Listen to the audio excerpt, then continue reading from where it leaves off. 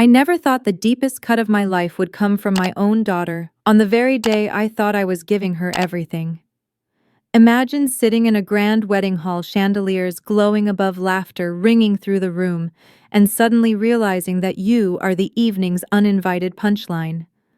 That was me, a 62-year-old mother who had quietly worked, sacrificed, and scraped her way back from the ruins of divorce, only to be mocked on the day I had helped pay for by the very child I thought I was lifting up.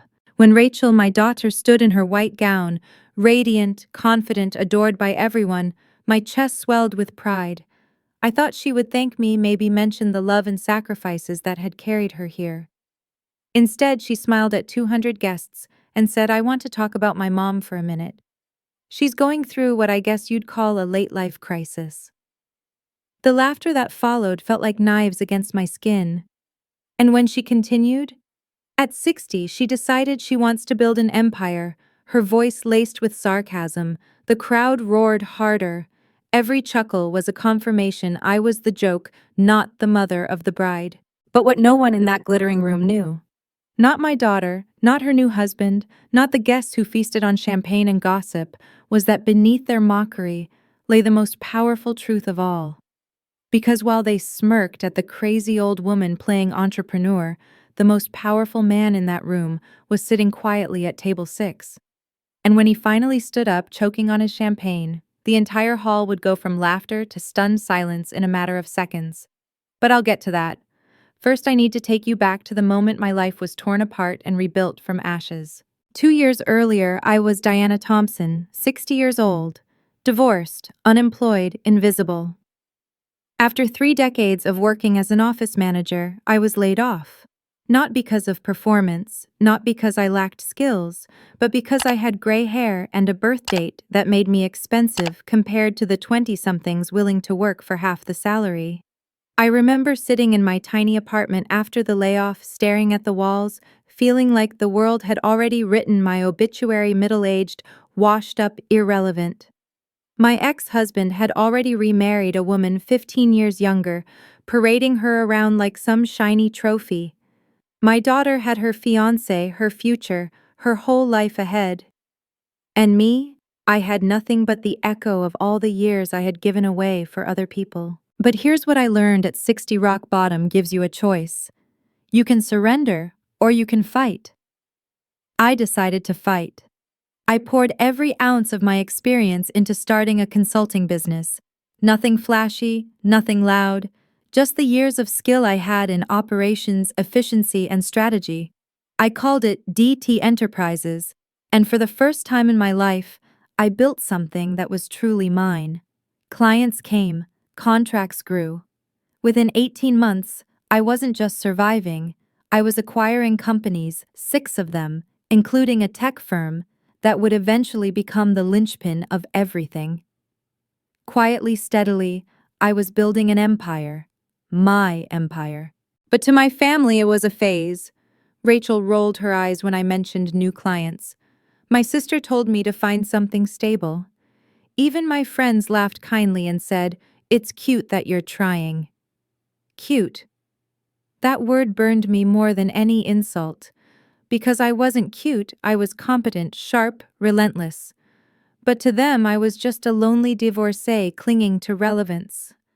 And I swallowed the insult every time because arguing seemed pointless. They had already decided who I was. When Rachel's wedding came, I kept quiet.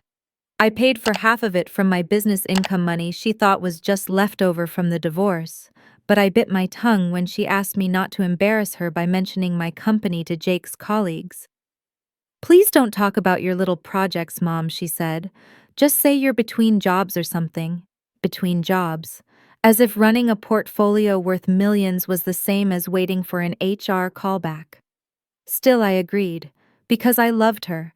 Because I thought her happiness mattered more than my dignity. But sitting in that ballroom hearing 200 people laugh at my expense, while I smiled through the sting of humiliation, something inside me began to crack. Especially when I looked at Rachel's face, not embarrassed, not horrified, but entertained. She was laughing too. My daughter, my own flesh and blood, reduced me to a punchline in front of the very people who might one day work for me without even realizing it. And as her words grew crueler, some dreams have expiration dates, I realized this wasn't just ignorance. This was betrayal. And still I stayed silent. Because mothers stay silent, don't they? We let our children shine, even if it means dimming ourselves. I decided I would slip out quietly after the cake, make some excuse, let her night stay unblemished. I thought I could carry the weight of her cruelty alone. But fate had other plans. Because sitting at table 6 was Robert Anderson, Jake's boss. And when our paths finally crossed, the truth I had been carrying so quietly would erupt into the open, louder than any speech, sharper than any insult. And for the first time in years, I would no longer be underestimated. 6 months before Rachel's wedding, I had already learned to live with the sound of people laughing at me. Family dinners turned into interrogation chambers where my choices were dissected and dismissed. "Why don't you just get a normal job, Diana?" my sister asked one night, swirling her wine like she was the queen of common sense. "At your age, stability is better than chasing some fantasy," Rachel chimed in with her fiancé Jake sitting smugly beside her. "Mom, you're 60. You should be slowing down, not pretending you're the next CEO of a Fortune 500 company." I wanted to scream, to slam my fists against the table, and shout the truth that I was already building something real, something powerful. But I didn't. Instead, I smiled, because the truth felt too precious, too fragile to waste on people who didn't want to believe in me anyway. The irony was, I was making more money than I had ever dreamed of when I was an office manager. My clients weren't mom-and-pop shops with dusty ledgers. They were mid-size firms in the tech sector, hungry for growth, desperate for efficiency. And I wasn't just consulting, I was acquiring. 6 companies in 18 months. My portfolio was worth $50 million, though I lived modestly in a small apartment and drove an old Honda. To the outside world, I looked ordinary. To the inside world, the one built of boardrooms, contracts, and mergers, I was a quiet storm. And yet my daughter didn't know. Or rather, she didn't want to know. Because every time I tried to share a victory, she rolled her eyes or changed the subject. "That's nice, Mom," she'd say, her voice dripping with pity. "I'm glad you have a hobby." A hobby. That word cut me deeper than any insult. A hobby is knitting. A hobby is gardening. What I was building was blood and sweat, risk and vision. But to Rachel, it was a little game her aging mother played to pass the time. The day of the wedding arrived like a storm wearing a veil. Rachel looked breathtaking, every inch the princess she'd always imagined herself to be. The venue sparkled, the guests shimmered in gowns and suits, and I reminded myself that this was her day. I blended into the background, dressed with quiet elegance, careful not to draw attention. She had made me promise not to talk about my work to Jake's colleagues. "These are serious people, Mom," she had whispered. "Don't embarrass me." So I nodded, holding my tongue, as though silence were the price of motherhood. During the cocktail hour, I hovered at the edges, listening. Jake's colleagues, tech executives, investors, innovators were discussing strategies I knew inside and out. Market shifts, acquisitions, growth models. I could have contributed more than half the men at that table, but I smiled politely and said nothing. I was the mother of the bride, not the strategist, not the owner, not the force, just Mom. And then came the speeches. Rachel's maid of honor began sweetly, then turned her smile on me like a blade. "Now I have to mention the bride's mom," she said. "She's been going through a late-life crisis. At 60, she decided she wants to build an empire." Finger quotes in the air. The room erupted with laughter. I felt my face burn as people turned to look at me. 200 guests, all enjoying a cheap laugh at my expense. "She should act her age," the maid of honor continued. More laughter. I smiled tightly, my chest hollow, my hands trembling under the tablecloth. But it didn't end there. Rachel took the microphone next, and instead of defending me, instead of softening the wound, she drove the knife deeper. "Yes, my mom has been on an adventure lately," she said, smirking. "She keeps talking about building a business empire, but some dreams just have expiration dates." "Over 60. Maybe it's time to be realistic." Laughter rolled across the room like thunder. Even Jake's boss, Robert Anderson, smiled faintly and shook his head. I wanted to vanish, to melt into the floor and disappear. But I sat there silent, my pride bleeding out in front of everyone. What hurt most wasn't the laughter. It was the sight of my daughter's face. She wasn't embarrassed. She wasn't ashamed. She was laughing. My own child, the one I had carried, raised, sacrificed, humiliated me for entertainment. And as I sat there with my heart cracking in two, she added one more cruel twist. But we support Mom's little hobby anyway, she said. Even if she talks about client meetings like she's some kind of CEO. The mocking tone, the dismissive tilt of her chin, it broke something inside me. Later, Jake pulled me aside, his voice dripping with condescension.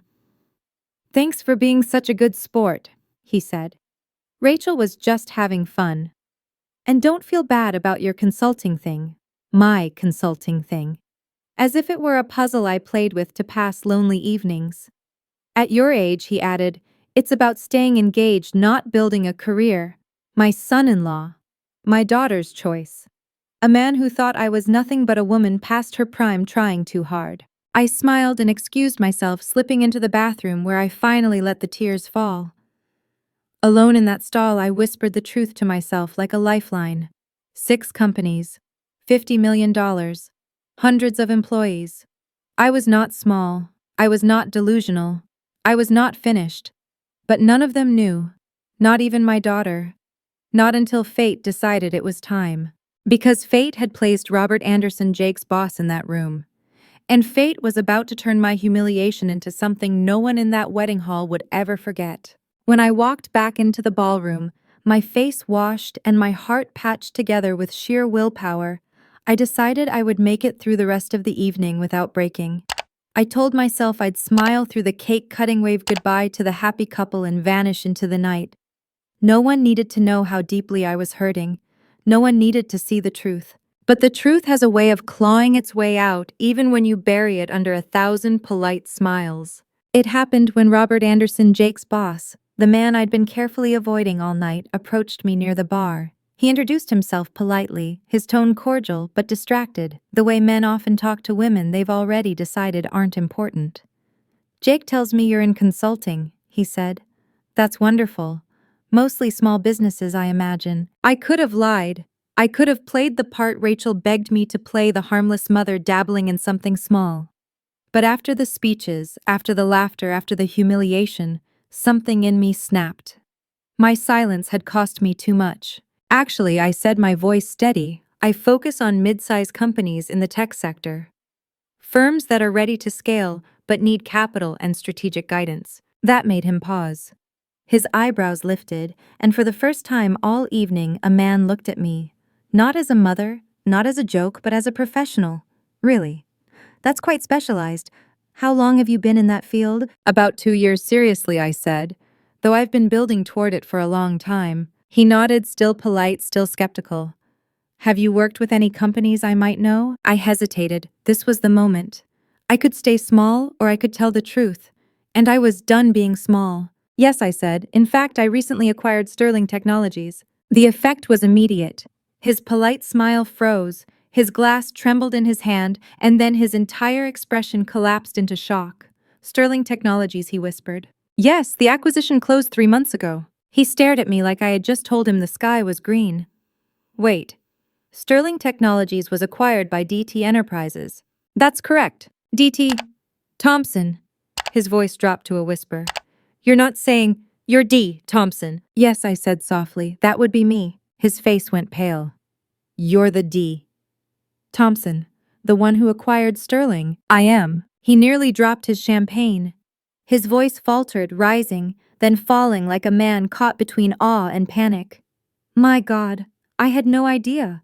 Jake told us you were just..." He couldn't finish. "Just a mother playing at business," I offered, my tone bitter but quiet. He winced.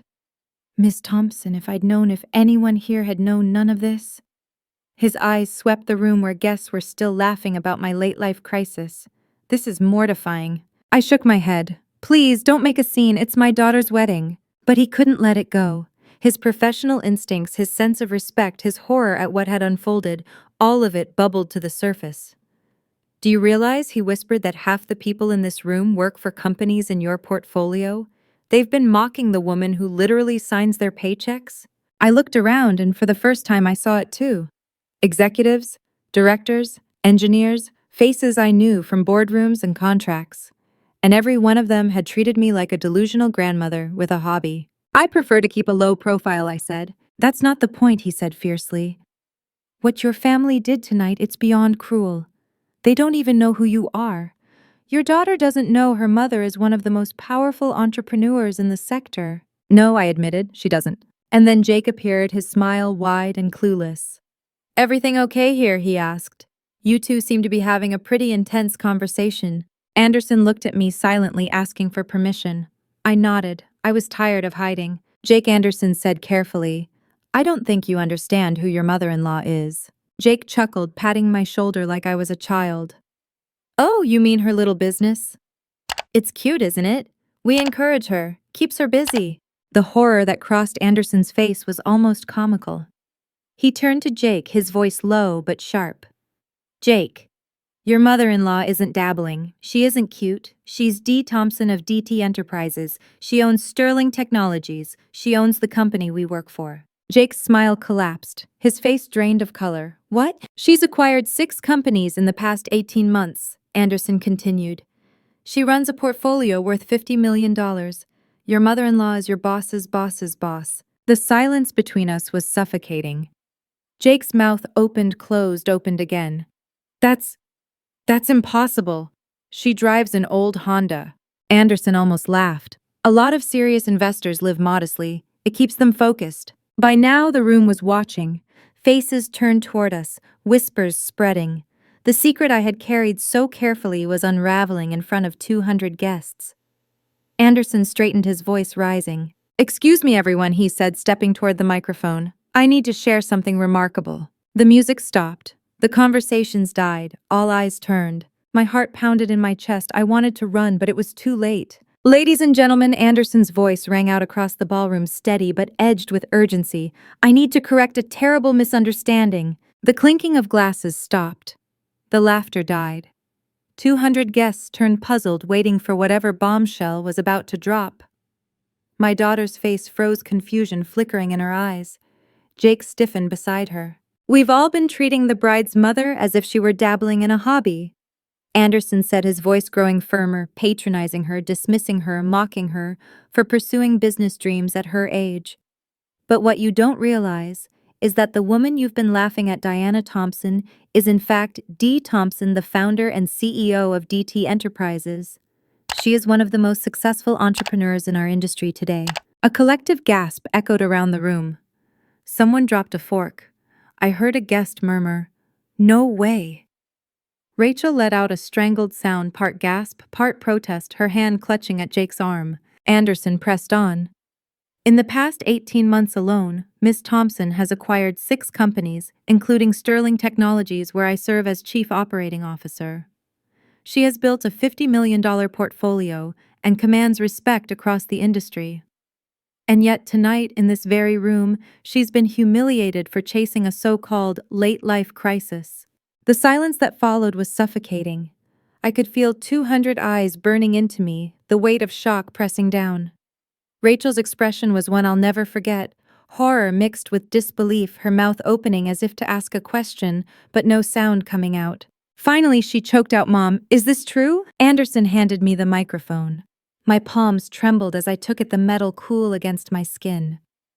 I never wanted this moment, not here, not like this, but it had arrived and there was no running anymore. "Yes," I said softly, my voice carrying through the stillness. "It's true. I am Dee Thompson of DT Enterprises." Gasps rippled through the crowd again. The silence cracked, replaced by frantic whispers and shocked exclamations, but I kept talking, my voice steadying with every word. I chose not to speak about it tonight because Rachel asked me not to.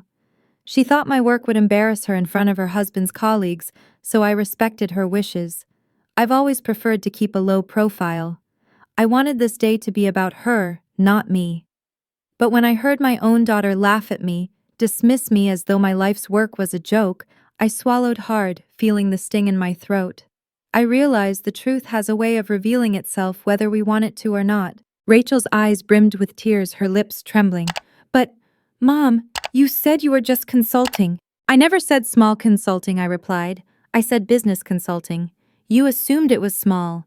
You assumed because I was older, because I didn't flaunt wealth, that I couldn't possibly be doing anything significant. You assumed my dreams had expired with my youth. The room was so quiet then that I could hear my own heartbeat. Jake muttered almost to himself, I had no idea. Diana, I'm so sorry. I turned to him, my tone calm but unflinching. Jake, you assumed a woman my age couldn't possibly know more about business than you. That's worth reflecting on. But my eyes returned to Rachel. She looked at me like she was seeing a stranger, her mother, and yet someone entirely new. Her tears weren't from pride. They were from humiliation. My success had shattered the image she wanted to present to the world, and in that moment I realized something painful. My daughter wasn't proud of me. She was ashamed. I handed the microphone back to Anderson. Now, I said, trying to soften my tone, let's return to celebrating Rachel and Jake. This is their day. But the air had shifted. Guests who had mocked me now stared at me with awe, some with panic. Executives whispered to each other, recalling every dismissive comment they had made. One man who'd compared me to his crafting aunt looked pale as chalk. People began approaching me, suddenly deferential, suddenly apologetic. Ms. Thompson, I'm so sorry. I didn't realize. If I had known, I never would have. I brushed them off gently, but inside a bitter irony burned. Respect only came after revelation. They hadn't seen me until I was undeniable. As the night wound down, Rachel finally approached me. Her mascara had run her face streaked with shame. Mom, she whispered, I don't know what to say. I was so awful to you. The speech, the laughter, all of it. And you just sat there and took it because you didn't want to ruin my day. What kind of daughter does that make me? I looked at her, my heart aching with a mixture of love and anger. The kind who cared more about being embarrassed than about understanding her own mother. The kind who mocked me in front of 200 people rather than support me. That's not just a mistake, Rachel. That's cruel. Her tears spilled over her body, trembling. She tried to hug me, but I couldn't bring myself to open my arms fully. The wound was too raw. We'll need time, I said. A lot of time. And as I watched her walk away, clinging to Jake like a lifeline, I knew the truth. My life had changed forever that night. Not because I had been revealed, but because I had finally stopped allowing myself to be underestimated, even by my own child. In the days after the wedding, I replayed everything in my mind like a cruel film loop. The laughter, the speeches, the moment Anderson took the microphone, the look on Rachel's face when she realized who her mother really was. What haunted me most wasn't the humiliation. I could survive being mocked. I had survived worse. What cut deepest was the way my own daughter had chosen ridicule over respect, cruelty over curiosity. For weeks, Rachel avoided me. She called once, her voice tight with shame. Mom, can we just pretend it didn't happen? Can we move on? But I couldn't pretend. I couldn't erase the image of her smiling as the room laughed at me. Couldn't unhear her words about expiration dates and late-life crises. I told her the truth. Rachel, I love you, but we can't move on without facing what happened. We need to talk about why you felt it was okay to tear me down in front of everyone. Her silence on the other end of the phone told me she wasn't ready, and I wasn't willing to chase her anymore. For the first time in my life, I wasn't desperate for my child's approval. I had learned to approve of myself. 6 months passed before anything truly shifted. During that time, Jake, suddenly terrified of offending me, began treating me with a respect that bordered on obsequious. At family dinners, he called me Miss Thompson, his voice dripping with deference. He asked for business advice. He laughed too hard at my jokes. I saw the calculation in his eyes. His job, his future depended on me. It was almost funny. The same man who once patted me like a child now hung on my every word. My sister stopped lecturing me about stability. Now she bragged to her friends about her brilliant entrepreneur sister. The same people who once rolled their eyes at my little projects now boasted about knowing me. Nothing about me had changed, only their perception. Success has a way of rewriting people's memories. But Rachel, My relationship with her remained fractured. When she came back from her honeymoon, she expected forgiveness to be instant, the slate wiped clean. But I had boundaries now. We started therapy together. At 62, I sat in a counselor's office with my 34-year-old daughter, both of us picking apart the tangled knots of resentment, pride, and misunderstanding that had grown between us. It wasn't easy. Sometimes I left those sessions more exhausted than I'd ever been in a boardroom. But it mattered, because despite everything, I wanted my daughter in my life. I just refused to shrink myself to keep her comfortable anymore. Funny thing is, my revelation at the wedding turned out to be the best marketing I could have asked for. 3 of the guests who had watched the drama unfold later approached me with consulting contracts. My portfolio grew stronger. My reputation, once hidden, became impossible to ignore. And Anderson, the man who had pulled the truth into the light, became one of my most trusted executives. Sometimes the best partnerships begin in the most unexpected ways. Now, when people ask me about my so-called late-life career change, I don't flinch. I don't minimize. I don't apologize. I just smile. Because I've learned the most powerful lesson of my life: never underestimate a woman who has decided she's done being underestimated. Rachel and I still have our scars. We may always. But maybe that's what family is. Love stitched together with threads of hurt, forgiveness, and growth. I don't know if she'll ever fully see me for who I am, but I know this: I see myself. And that's enough. So, if you've ever felt dismissed, laughed at, or told, your dreams have an expiration date, hear this from me: they don't. Not at 60, not at 70, not ever. The only expiration date is the day you stop believing in yourself. If my story moved you, I'd love for you to share your thoughts in the comments below. Have you ever been underestimated? Have you ever proved someone wrong just by refusing to give up? Tell me. Let's remind each other that it's never too late to rise. And if you want to hear more stories like mine, raw, painful, but filled with truth, please like this video, share it with someone who needs encouragement, and subscribe to my channel. Your voice matters here. Your story matters.